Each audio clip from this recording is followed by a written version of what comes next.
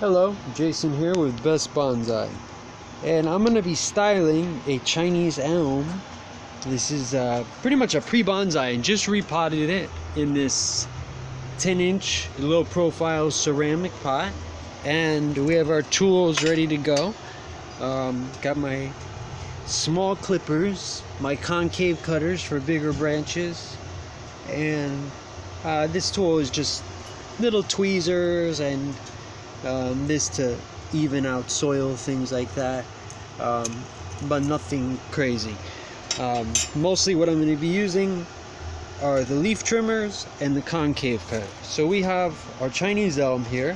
As you can see, a lot of the new growth, we have these nice long shoots that have grown out very long, and that's good because even though we're going to be trimming them back to about 2 or 3 sets of new leaves, and trimming off probably 9/10 of their length, it's good to let them grow out that long, because when you do this, the bottom gets thicker and becomes harder wood.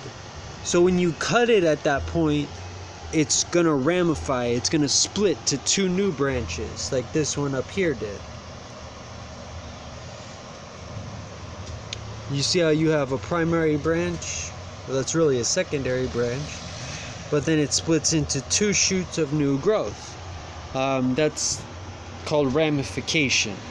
So to get more intricate branching structure, we want to trim it back to 2 or 3 sets of leaves to get shorter length between the inner nodes of the branches, but we want that growth to be hardwood. We don't want to cut it when it's soft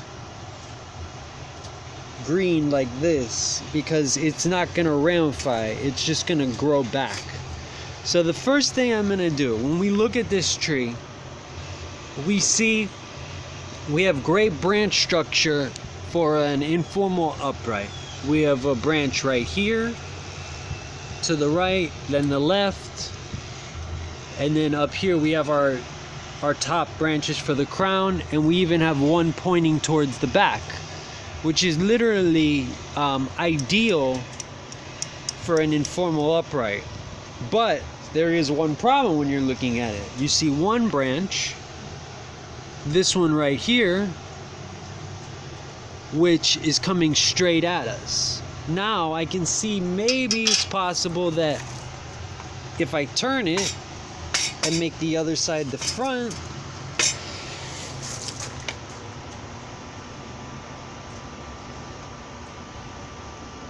see, we don't have that problem of that branch coming straight at us, and we wouldn't have to take it off. But now what happens is that this top branch of the crown is coming out and to the right or left, depending on what your perspective is. So really it makes the crown look bad, and you can tell that by the shape of the tree that that's really not the front of the bonsai. So the move here is definitely to get rid of that forward facing pointing branch. So that's why I have my concave cutters here. As you can see, it points straight at us. It has a really bad curve to it. Now, what I'm hoping is that this piece, I can use a little root hormone. I have some really good rooting gel, and possibly root this into a little Mime Japanese elm.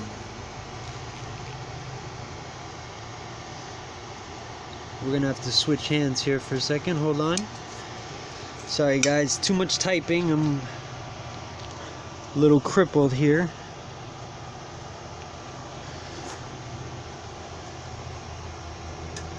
So right at the base, as flush as I can get it, I'm gonna go ahead and take off this whole branch.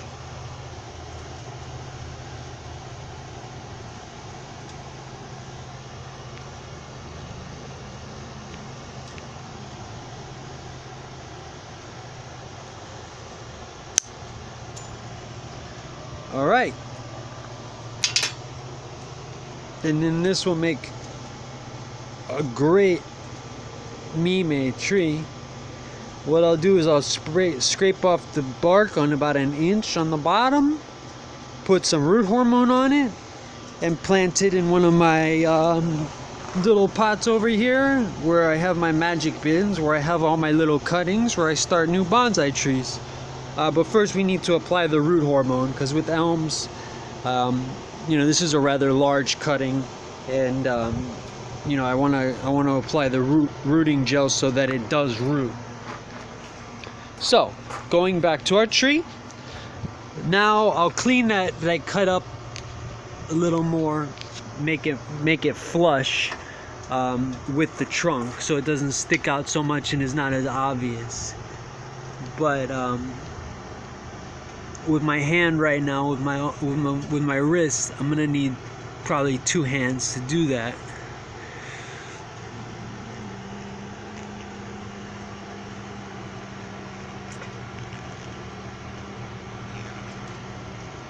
Yeah, I'll just clean it up a little more. But as you can see, that's given us a little bit of negative space, which actually improves the aesthetics of the bonsai because it brings out the branch structure. I like it. So now we need to start shortening these shoots of new growth, because they're as long as I want to let them get. So, and I want to keep the leaves nice and miniature, and get the branches as intricate as possible, the branching as intricate as possible. You see, this one has already ramified, meaning it's split up there because that's where it was cut, but that's way too high up. So I'm gonna go back down to the second set of leaves,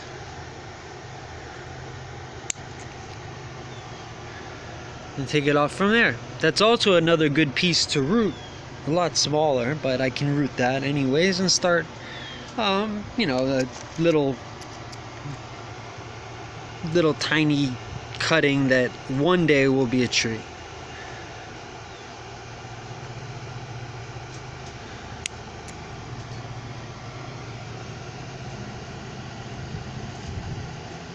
So go through all these shoots, and as long as there's hardwood at the base, I'm taking them down to 2 sets of leaves.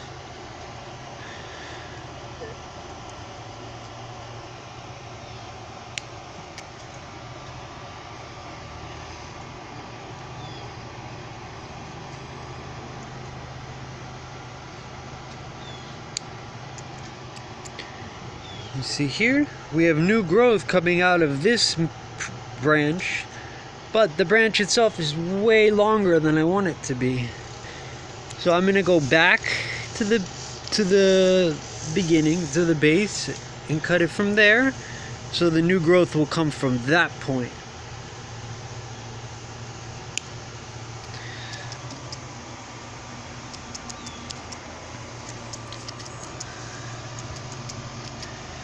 Have this long shoot here.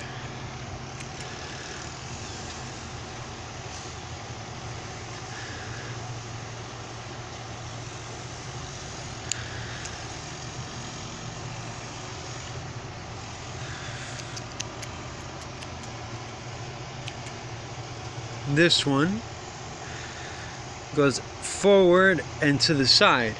And remember, anytime a branch comes straight at us forward is not a good thing. So generally we want to try and avoid that as much as we can.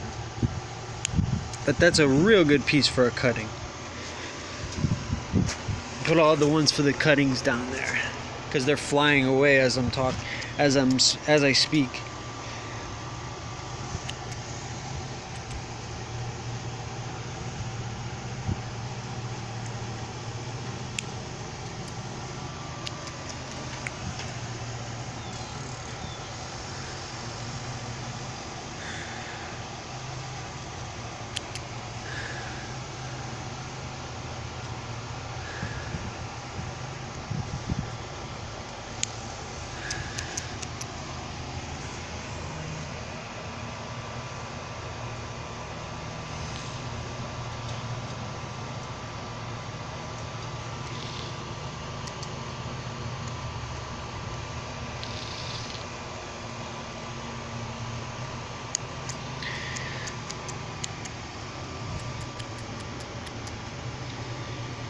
This is coming forward at us, all this growth, but it ramifies very close to its primary branch. Rather than cutting it off right now, I'm thinking about wiring this to the side.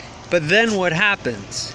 Going back to our branch structure, we have 1, 2,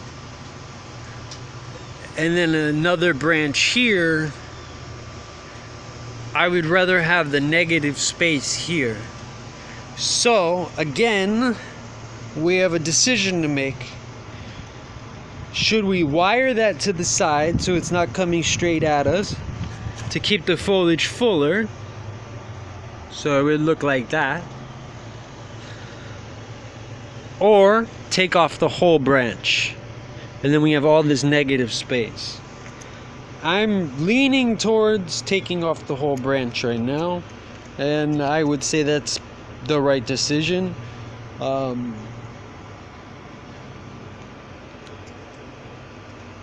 Especially because we have this branch here, which is very close to this branch.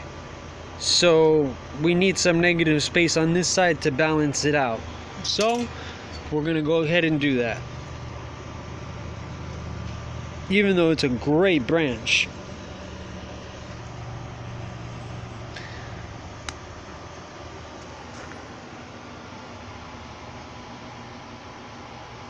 But it was definitely the right decision. Negative space is just as important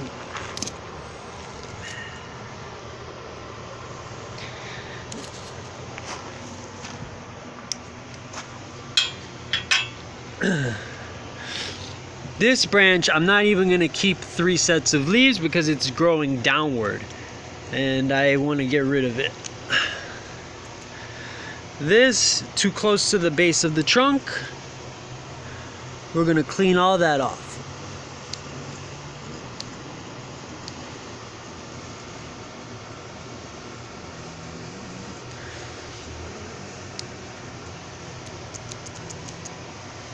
Okay. And also back here I have another one.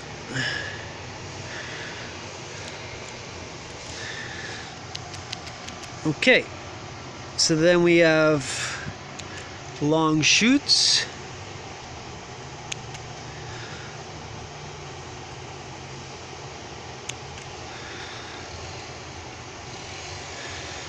And a shoot back there growing out of the trunk. It's kind of hard for you guys to see. That is going bye-bye.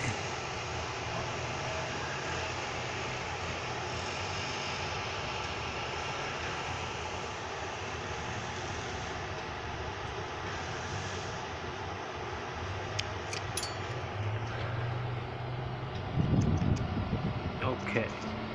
So now this one.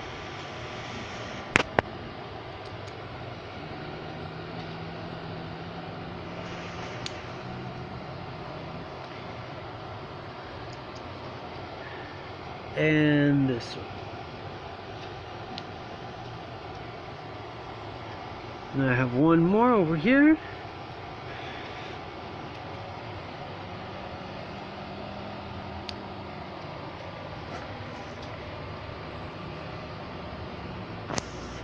Now, these are longer than we want them eventually, but for now, we're not going to cut them.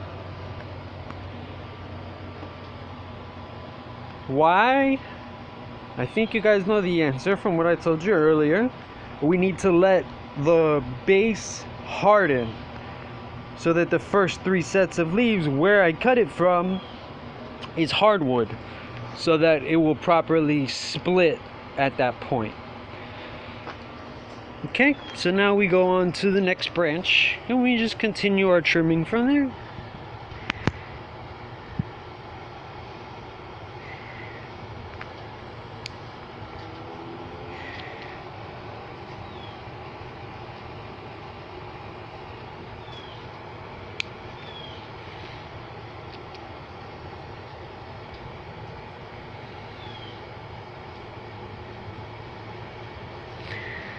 This is a really good branch, but unfortunately is a little longer than I want it. So I'll take it back to here.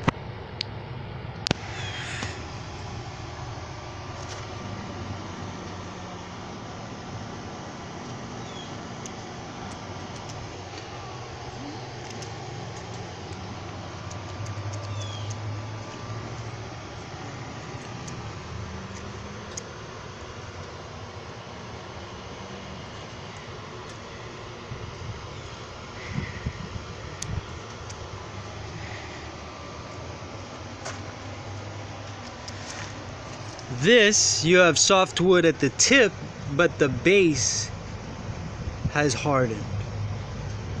You see, at the base we have hardwood. So that's okay to trim back to its third set of leaves.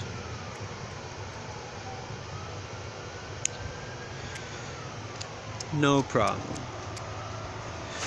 Got a really long one back here.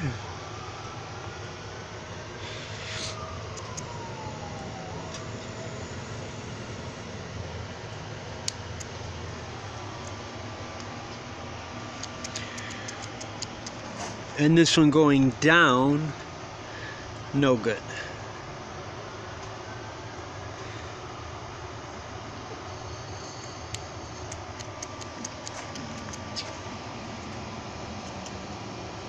Notice how the longer the shoots get, the bigger the leaves get. So that's again an example of why it's beneficial to keep shorter branch length, because the size of the leaves is directly proportionate to the length between the internodes of the branches. So if you have a very intricate branch system that splits a lot very close to the trunk, it's going to have very miniature tiny leaves, whereas if you let it grow very leggy and long, the leaves will grow normal size like a regular tree. So this is a very thick branch here, very mature, and is already ramified into two secondary branches, but I do want to get a shorter branch there. So it's good because we'll have some thickness at that base. So thick that I'm actually going to use my concave. My concave cutters here. These are getting a lot of work with all the clipping grows I've been doing.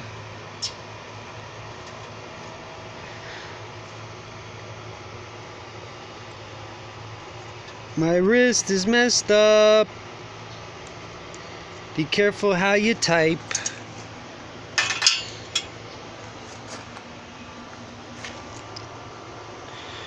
Yeah, with me, you'd think I injured myself doing some crazy extreme sports or rollerblading or jiu-jitsu thing. No. Typing on the computer. But that's the irony of my life.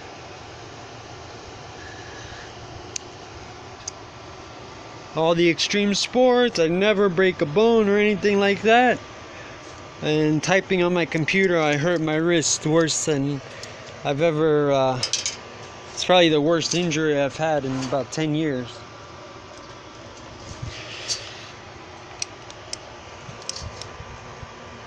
So I have this branch here, which I can either use as an apex and wire it up and make that like the top of the tree. And that's going to be my move, actually.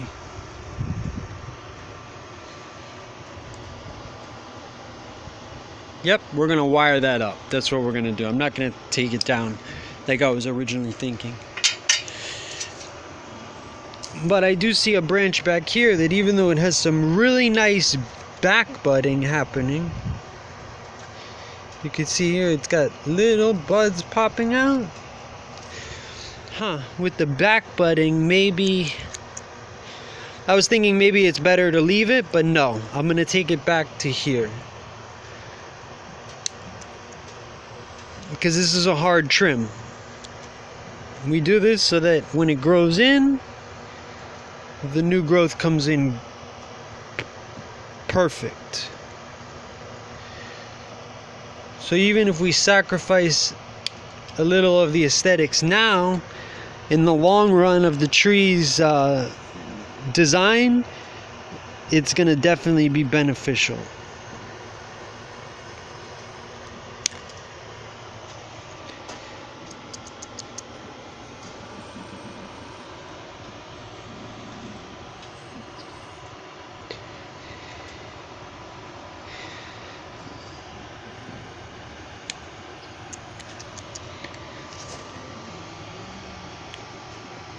See, this is already putting out new growth, but the first branch, my personal taste, I would like it shorter.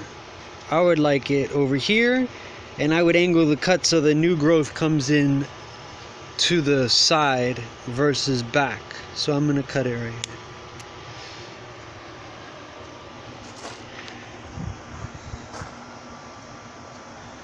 here. Okay, now this all has to get wired down like this. And we have a lot of fine wiring to do on this tree. Not a lot of heavy wiring with heavy gauges. Maybe just on this branch here, give it a little movement because it's rather straight. So I'd probably want to give it a curve down and a curve up. This branch already has a nice curve to it. I'm not going to bother wiring this. This primary branch, I do want to wire a little more this way. Oh, there's two branches here. Huh. Okay, interesting. So, when you have double branches like this, in fact, they're cross branches. They cross over each other. That's bad for the aesthetics and the design of the bonsai. So, one of those branches has to go.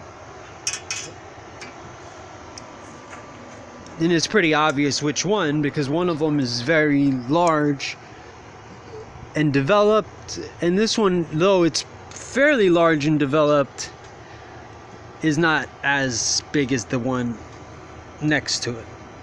So we don't have two branches side by side, I'm gonna go ahead and take this one off.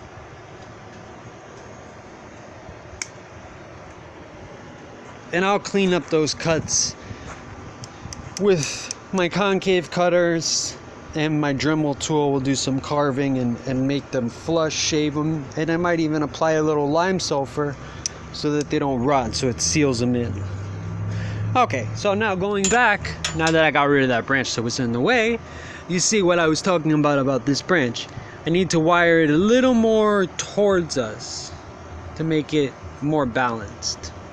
And then this branch, if I can, it's very thick, even though it's short, but at very least, I'm going to wire some of its secondary branches up, or wire this branch down, so we create a little bit of space between these two branches. And get rid of that growth there, because it grows into the other branch.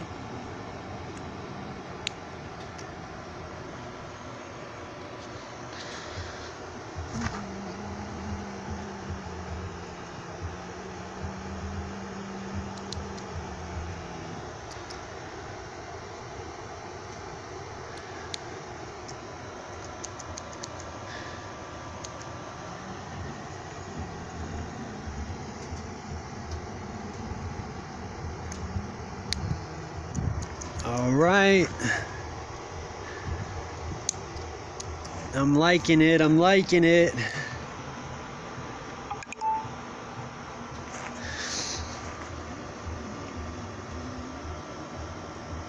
We do have a little growth here on the trunk.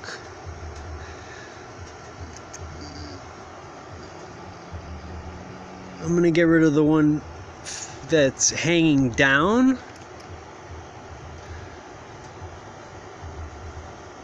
Normally I always would, but in this case I'm going to use it to hide that cut.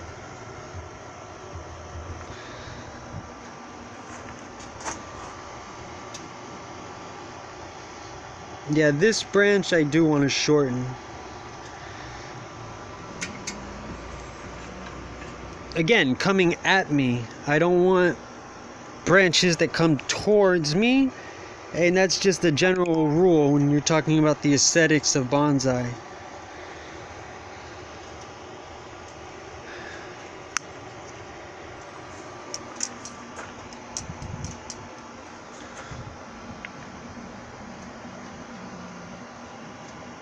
Okay, now you can see too, as I said, the only thing we really need to do is wire this branch. Oh, it had some dead wood on it, it just snapped right off. We need to wire this branch a little up. You can see that, how it kind of has a straight line slanting downward. So we're gonna give it a curve up like that, versus down like that. So that's gonna complete the crown. Now this branch here, do. Okay, and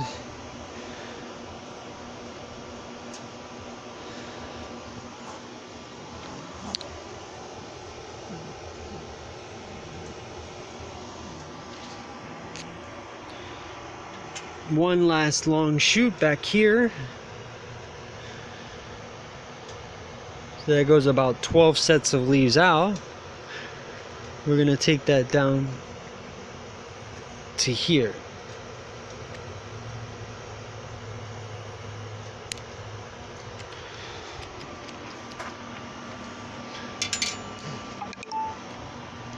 Okay, we got lots of great cuttings today to start some mime elms, huh?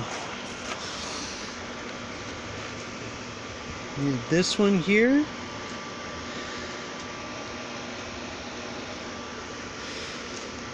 This I'm excited about, because that's gonna make a little tiny tree. And I got this one. 3 really good cuttings. And I'll continue this video. I'll follow it up with the video on just basically starting clones. So I'll show you how I scrape off about 1 inch of bark on the bottom and the first layer of cambium down to the white part, apply some rooting gel, and then plant it in good potting soil mixed with perlite, something like this. Whereas normally when we're doing bonsai we use a lava rock blend like this. I'm using these days mostly just lava rock and pumice mix with fertilizer. But when we're doing clones, when we're growing from cuttings, we need a little bit of soil and perlite to keep it nice and moist. The lava rock works really well for mature bonsai trees, but not so much for cuttings. It's not a good substrate, at least in my experience. I don't know, other people might have different experiences. You know, in bonsai everything's like that. What works for one person doesn't always work for everybody or work for another. Different people have different techniques, and that's what makes bonsai awesome. I'm actually going to take, because I have two branches here together, I'm going to take both of those off.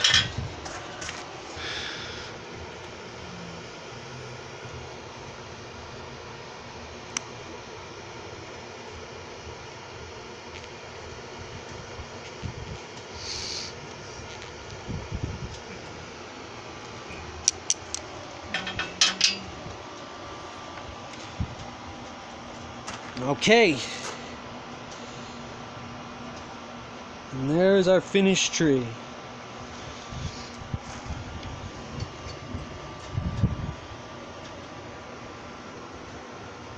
a little more wiring to do, but I'm really happy with the shape. And as it grows in, it's gonna look even better.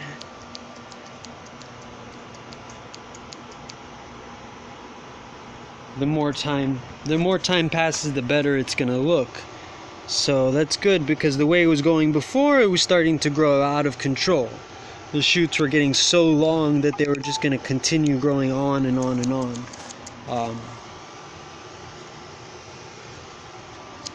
Which wasn't going to help the styling of the tree or help it have more of an intricate branch structure. This way, I can allow the branches to ramify. Oops, here's another long one I missed. See, you always can miss one. So the long one curving out. We're gonna take that back to here.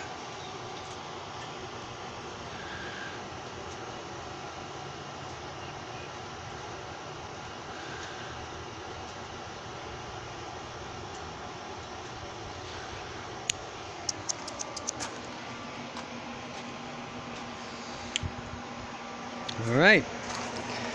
Now I have an elm here as well. This is not the front though.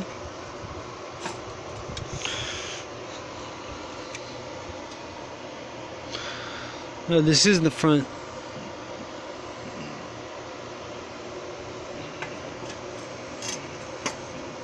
So here we have another example of one that has a forward-facing branch here with a real bad curve to it. So there, that nasty curve, I want to go ahead and get rid of that, and it'll open up some negative space here. But this tree has a very beautiful shape to it. But a lot of trimming to do as well on this elm.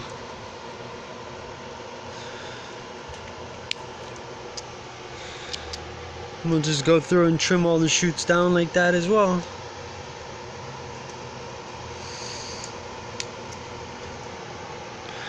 So that's the basics of trimming for pretty much all elms, pretty much most deciduous trees. I follow that pattern, and I find that it works very well to develop, intricate branching structure and dense foliage.